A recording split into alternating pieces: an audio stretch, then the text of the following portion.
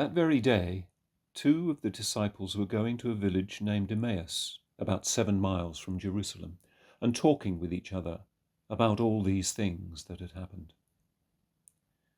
While they were talking and discussing together, Jesus himself drew near and went with them, but their eyes were kept from recognizing him.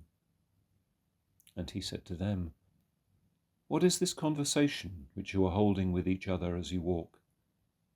And they stood still, looking sad. Then one of them, named Cleophas, answered him, "Are you the only visitor to Jerusalem who does not know the things that have happened there in these days?" And he said to them, "What things?"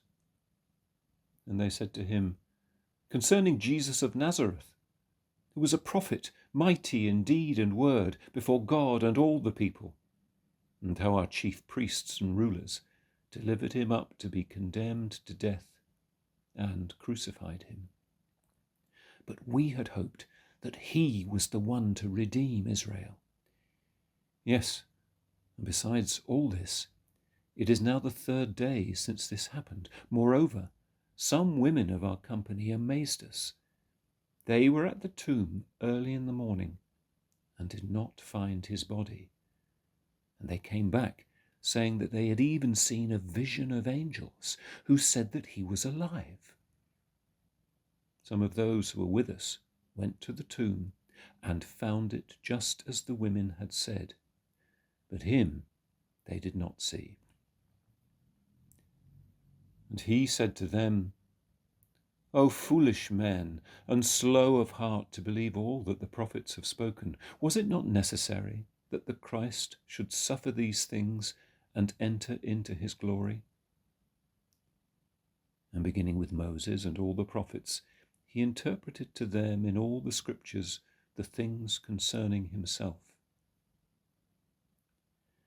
So they drew near to the village to which they were going.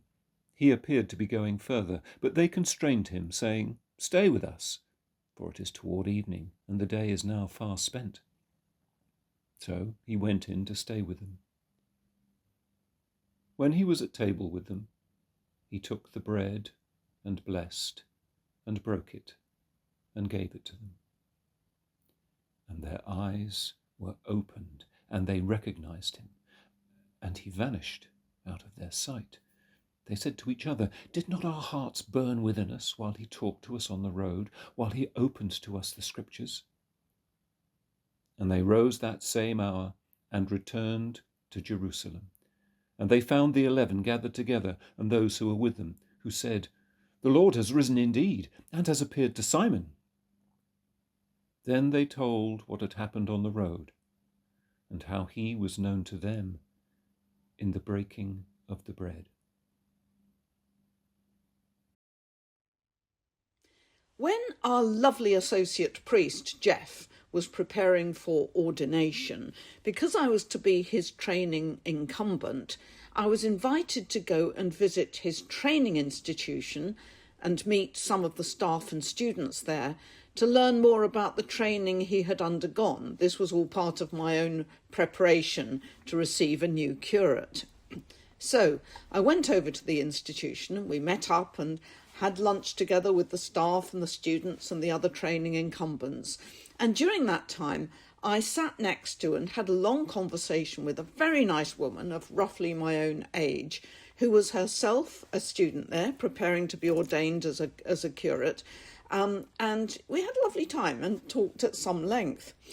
After lunch, the more formal part of the meeting took place, and we started by going round the table explaining who we all were. And one of the students was explaining that she was about to be ordained and she was going to be a curate in a place called Forest Row. "Good heavens," I responded aloud. A little later that afternoon, the woman who'd been sitting next to me all that time asked me why I'd made that remark when I heard the name Forest Row. "Oh, because I went to school in East Grinstead, which is just down the road from there in Sussex." She looked at me. "I went to school in East Grinstead too," she said.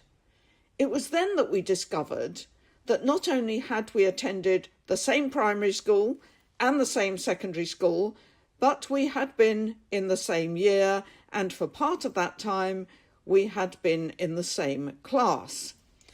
And it was suddenly glaringly obvious to each of us who the other one was. We knew each other.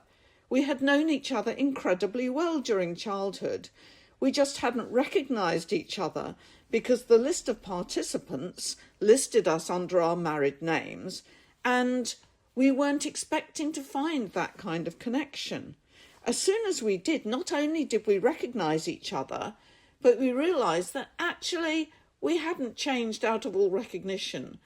We could have known by seeing each other who we were. Now, I'm going to come back to this story in a moment.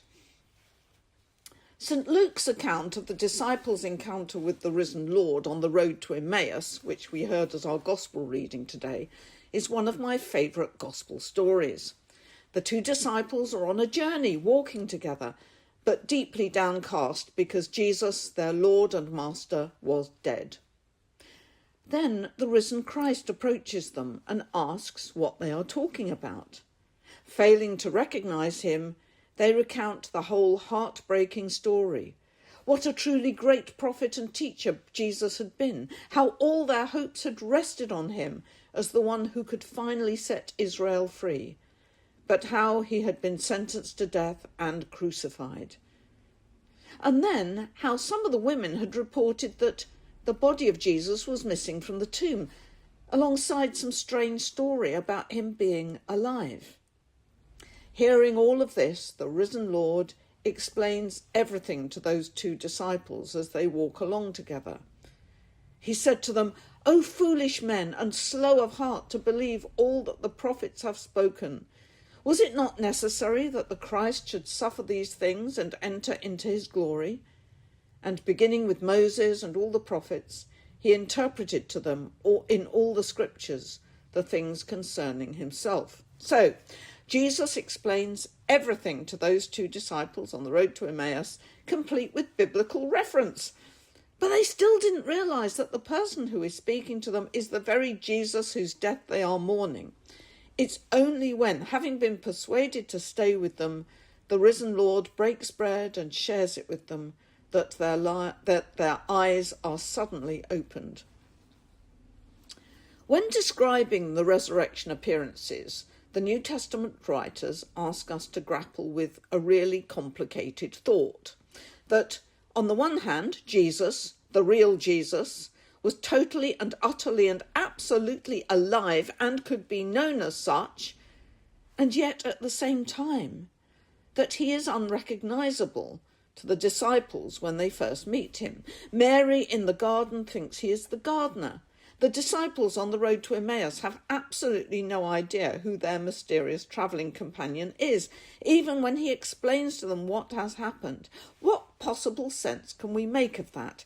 How on earth can you be with someone you know well and yet fail to recognise them? But now just think about the story with which I began.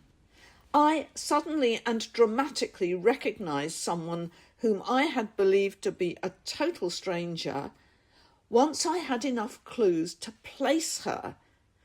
When I knew that, she really was instantly recognisable. In the same way, the risen Christ appears to the disciples in a different form. They assume him to be a total stranger until it suddenly becomes self-evident to them who he truly is. And it's context that provides the key. It was in the breaking of bread that their eyes were opened because they were able to make that connection. Suddenly everything became dazzlingly clear. Jesus was raised from the dead, and it was he who was with them. And it was in that precise moment that the risen Lord withdrew from their sight. Their certain knowledge of that encounter meant that they no longer needed him physically to be present with them, because they knew it was him. He was alive. Death could not hold him. One final little observation about our gospel story. It's worth noting that when the two disciples are travelling to Emmaus, dejected and downcast, it is Jesus who comes to them. It is he who seeks them out, just as the good shepherd in the parable seeks out his lost sheep. But it's only when they in turn reach out to him by asking him to stay with them, it is only then that their eyes can at last be opened to see his true identity. In the same way, it is Christ who always reaches out to us, but unless and until we are prepared to respond, to open our hearts and invite him to spend time with us, we shall never be able to see him for who he truly is. Because in the life of faith, the initiative is his, but the choice is ours. Amen.